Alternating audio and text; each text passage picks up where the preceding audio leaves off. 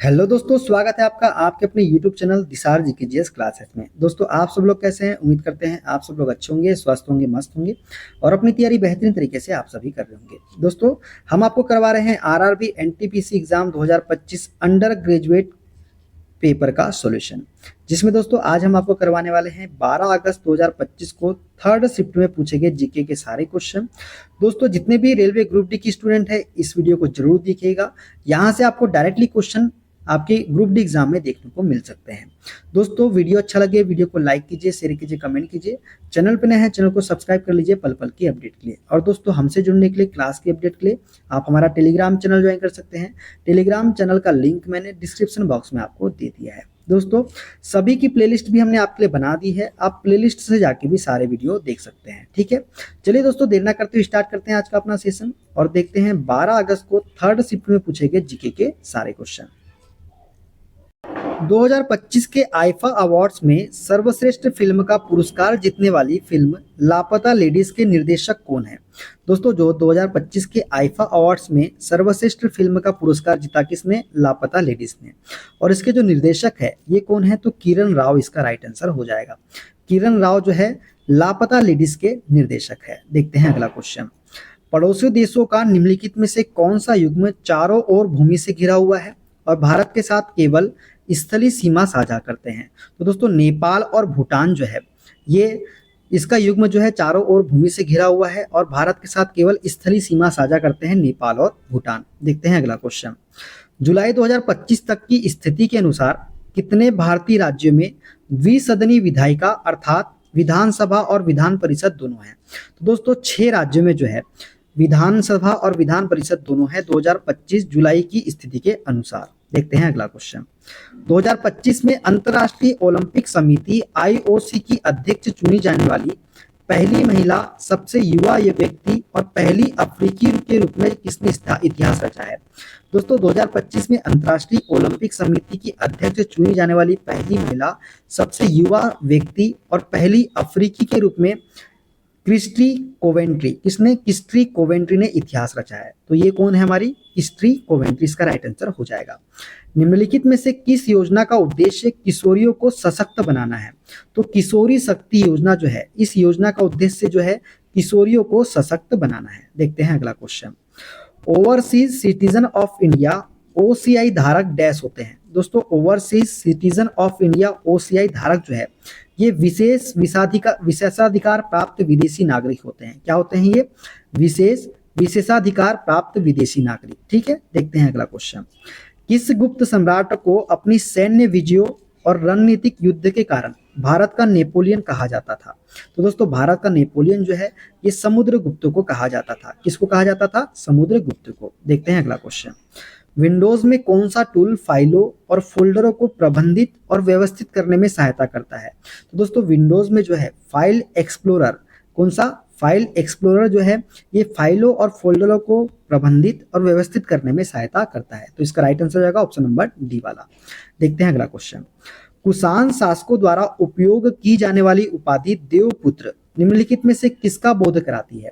दोस्तों, कुषाण शासकों द्वारा उपयोग की जाने वाली उपाधि देवपुत्र जो है ये देवी उत्पत्ति या देवत्व का दावा इसका बोध कराती है। किसका कराती है? देवी उत्पत्ति या देवत्व का दावा। देखते हैं अगला क्वेश्चन। अप्रैल 2025 में नई दिल्ली में कार्नेगी इंडिया के साथ वैश्विक प्रौद्योगिकी शिखर सम्मेलन के 90वें संस्करण का सह आयोजन किस मंत्रालय द्वारा किया गया? तो दोस्तों, ये किया गया विदेश मंत्रालय के द्वारा। किसके द्वारा? विदेश मंत्रालय के द्वारा। देखते हैं अगला क्वेश्चन।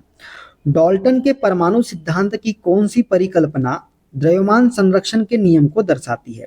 तो दोस्तों, रासायनिक अभिक्रिया में परमाणुओं का ना तो निर्माण किया जा सकता है और ना ही उन्हें नष्ट किया जा सकता है। ये द्रव्यमान संरक्षण के नियम को दर्शाती है। ठीक है, देखते हैं अगला क्वेश्चन। निम्नलिखित में से किसने उपन्यास गोदान लिखा, जिसे आधुनिक हिंदी साहित्य का एक उत्कृष्ट उपन्यास माना जाता है? तो दोस्तों, गोदान जो है ये मुंशी प्रेमचंद ने लिखा था। किसने लिखा था? मुंशी प्रेमचंद ने। देखते हैं अगला क्वेश्चन। जब आप डिलीट कुंजी का उपयोग करके कोई फाइल या फोल्डर डिलीट करते हैं तो क्या होता है? दोस्तों, जब आप डिलीट कुंजी का उपयोग करके कोई फाइल या फोल्डर डिलीट करते हैं तो फाइल को रिसाइकल बिन में भेज दिया जाता है। फाइल कहाँ चली जाती है? रिसाइकल बिन में चली जाती है। देखते हैं अगला क्वेश्चन। किस पहलू का उद्देश्य घरेलू विनिर्माण को प्रोत्साहित करना और विदेशी निवेश को आकर्षित करना है? तो दोस्तों मेक इन इंडिया का उद्देश्य जो है घरेलू विनिर्माण को प्रोत्साहित करना और विदेशी निवेश को आकर्षित करना है। देखते हैं अगला क्वेश्चन। इनमें से कौन सा एक 1857 से पूर्व ब्रिटिश शासन के विरुद्ध जन आक्रोश का कारण नहीं था? तो दोस्तों धार्मिक सहिष्णुता जो है ये सन 1857 से पूर्व ब्रिटिश शासन के विरुद्ध जन आक्रोश का कारण नहीं था। नस्लीय भेदभाव, उच्च कर और कम मजदूरी जो है ये ब्रिटिश शासन के विरुद्ध जन आक्रोश का कारण था। कारण कौन सा नहीं था? तो धार्मिक सहिष्णुता। देखते हैं अगला क्वेश्चन। मार्च 2025 में डैश राष्ट्रीय ई विधान एप्लीकेशन प्लेटफॉर्म में शामिल होने वाला 28वां विधानमंडल बन गया है। तो दोस्तों मार्च 2025 में दिल्ली जो है राष्ट्रीय ई विधान एप्लीकेशन प्लेटफॉर्म में शामिल होने वाला 28वां विधानमंडल बन गया है। देखते हैं अगला क्वेश्चन। डैश के उत्सर्जन को नियंत्रित करने के लिए मॉन्ट्रियल प्रोटोकॉल पर हस्ताक्षर किए गए थे। तो क्लोरोफ्लोरोकार्बन के उत्सर्जन को नियंत्रित करने के लिए मॉन्ट्रियल प्रोटोकॉल पर हस्ताक्षर किए गए थे। देखते हैं अगला क्वेश्चन।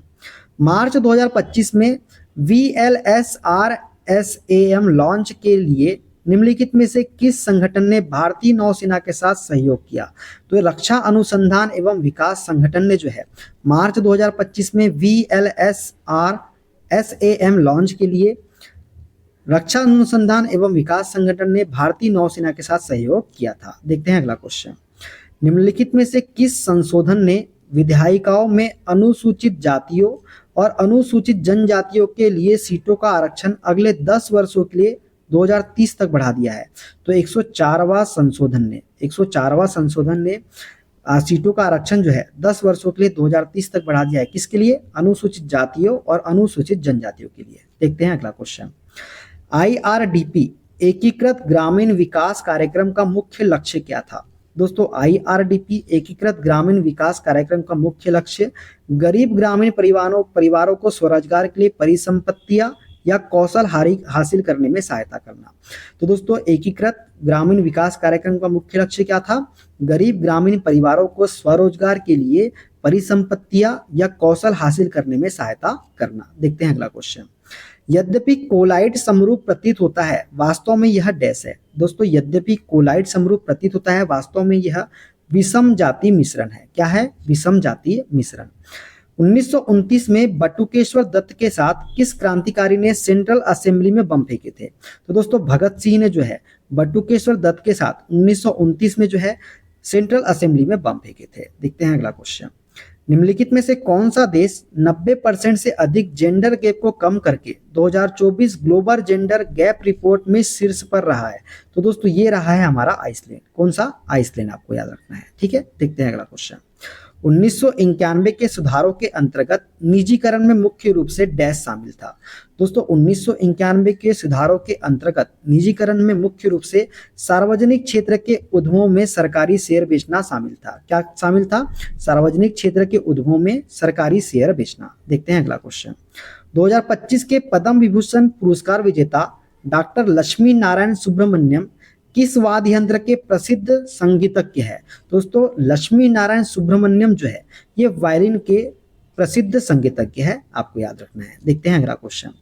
भारतीय संविधान की 11वीं अनुसूची निम्नलिखित में से किससे संबंधित है? दोस्तों भारतीय संविधान की 11वीं अनुसूची जो है ये पंचायतों की शक्तियों और उत्तरदायित्व से संबंधित है। भारतीय संविधान की 11वीं अनुसूची। निम्नलिखित में से कौन सा विकल्प भारत के देशांतरी विस्तार को निरूपित करता है? तो 38 डिग्री 7 मिनट पूर्व और 97 डिग्री 25 मिनट पूर्व, ये जो है भारत के देशांतरी विस्तार को निरूपित करता है। देखते हैं अगला क्वेश्चन। निम्नलिखित में से किसे मई 2025 में संघ लोक सेवा आयोग यूपीएससी का नया चेयरमैन नियुक्त किया गया? दोस्तों मई 2025 में संघ लोक सेवा आयोग यूपीएससी का नया चेयरमैन जो है ये डॉक्टर अजय कुमार को नियुक्त किया गया। किसको किया गया? डॉक्टर अजय कुमार को। देखते हैं अगला क्वेश्चन। पादप का निम्नलिखित में से कौन सा भाग एंजियोस्पर्म में लैंगिक प्रजनन के लिए मुख्य रूप से उत्तरदायी होता है? तो दोस्तों पादप का पुष्प जो है ये एंजियोस्पर्म में लैंगिक प्रजनन के लिए मुख्य रूप से उत्तरदायी है। ठीक है, देखते हैं अगला क्वेश्चन। हजीरा विजयपुर जगदीशपुर पाइपलाइन का उपयोग मुख्य रूप से डैश के परिवहन के लिए किया जाता है? दोस्तों हजीरा विजयपुर जगदीशपुर पाइपलाइन का उपयोग जो है मुख्य रूप से प्राकृतिक गैस के परिवहन के लिए किया जाता है? किसके लिए? प्राकृतिक गैस के परिवहन के लिए। देखते हैं अगला क्वेश्चन। वहाबी आंदोलन की शुरुआत सैयद अहमद ने की थी, जो डैश से थे। दोस्तों वहाबी आंदोलन की शुरुआत किसने की थी? तो सैयद अहमद ने की थी, और ये जो थे रायबरेली से थे। कहां से थे? रायबरेली से। देखते हैं अगला क्वेश्चन। कौन सा भारतीय राज्य चीन, नेपाल, भूटान के साथ अपनी सीमा साझा करता है? तो सिक्किम राज्य जो है दोस्तों, ये चीन, नेपाल और भूटान के साथ अपनी सीमा साझा करता है। देखते हैं अगला क्वेश्चन। दिल्ली में लाल किले का निर्माण निम्नलिखित में से किस मुगल सम्राट के शासनकाल के दौरान किया गया था? दोस्तों जो लाल किले का निर्माण जो है मुगल सम्राट शाहजहां के शासनकाल में किया गया था। किसके? शाहजहां के शासनकाल में। देखते हैं अगला क्वेश्चन। नया भारतीय पतन विधेयक 2025 किस भारतीय अधिनियम को निरस्त करता है? दोस्तों नया भारतीय पतन विधेयक 2025 जो है ये भारतीय पतन अधिनियम 1908 को जो है निरस्त करता है। किसको निरस्त करता है? भारतीय पतन अधिनियम 1908 को। देखते हैं अगला क्वेश्चन। 2024 प्रॉपर्टी ऑनर्स एसोसिएशन बनाम महाराष्ट्र राज्य मामले में सर्वोच्च न्यायालय ने किस प्रमुख सिद्धांत पर बल दिया था? दोस्तों 2024 प्रॉपर्टी ऑनर्स एसोसिएशन बनाम महाराष्ट्र राज्य मामले में सर्वोच्च न्यायालय ने जो है केवल दुर्लभ या महत्वपूर्ण संसाधन ही राज्य के अधिग्रहण को उचित ठहराते हैं, इस सिद्धांत को बल दिया था। किसने? सर्वोच्च न्यायालय ने। देखते हैं अगला क्वेश्चन। अप्रैल 2025 में राष्ट्रीय क्वांटम मिशन NQM के अंतर्गत विज्ञान और प्रौद्योगिकी विभाग द्वारा चयनित किस स्टार्टअप ने दुनिया का पहला प्लेटफॉर्म क्यूशील्ड लॉन्च किया है, जो सहज क्रिप्टोग्राफी प्रबंधन को सक्षम बनाता है? तो ये है दोस्तों QNU लैब्स। इसका राइट आंसर क्या हो जाएगा? QNU लैब्स है। ठीक है, देखते हैं अगला क्वेश्चन। मई 2025 में DRDO और भारतीय नौसेना द्वारा स्वदेशी रूप से विकसित निम्नलिखित में से किस अंडर वाटर नेवल माइन का सफलतापूर्वक परीक्षण किया गया? तो दोस्तों मई 2025 में DRDO और भारतीय नौसेना द्वारा स्वदेशी रूप से विकसित मल्टी इन्फ्लुएंस ग्राउंड माइन का अंडर वाटर नेवल माइन का सफलतापूर्वक परीक्षण किया गया। कौन सी? मल्टी इन्फ्लुएंस ग्राउंड माइन, जो कि एक अंडर वाटर नेवल माइन है। ठीक है, देखते हैं अगला क्वेश्चन। निम्नलिखित में से कौन सा ठोस अपशिष्ट प्रबंधन अवसंरचना का एक भाग है? तो कचरा संग्रहण और निपटान जो है ये ठोस अपशिष्ट प्रबंधन अवसंरचना का एक भाग है। देखते हैं अगला क्वेश्चन। भारतीय राज्य सरकारों में राज्य मंत्री परिषद सामूहिक रूप से किसके प्रति उत्तरदायी होती है? तो दोस्तों भारतीय राज्य सरकारों में राज्य मंत्री परिषद जो है सामूहिक रूप से राज्य विधानसभा के प्रति उत्तरदायी होती है। किसके? राज्य विधानसभा के। TRYSEM ग्रामीण युवाओं को स्वरोजगार के लिए प्रशिक्षण का मुख्य उद्देश्य क्या था? तो दोस्तों ग्रामीण युवाओं को स्वरोजगार के लिए प्रशिक्षण का मुख्य उद्देश्य था बेरोजगारी से निपटने के लिए ग्रामीण युवाओं के कौशल को उन्नत करना। क्या करना? बेरोजगारी से निपटने के लिए ग्रामीण युवाओं के कौशल को उन्नत करना। इसका राइट आंसर हो जाएगा। तो दोस्तों ये थे आज के सारे का 40 क्वेश्चन। वीडियो का सवाल कमेंट बॉक्स में जरूर बताइएगा। मिलते हैं अगले वीडियो में। अपना ख्याल रखिए। Okay, bye bye, take care.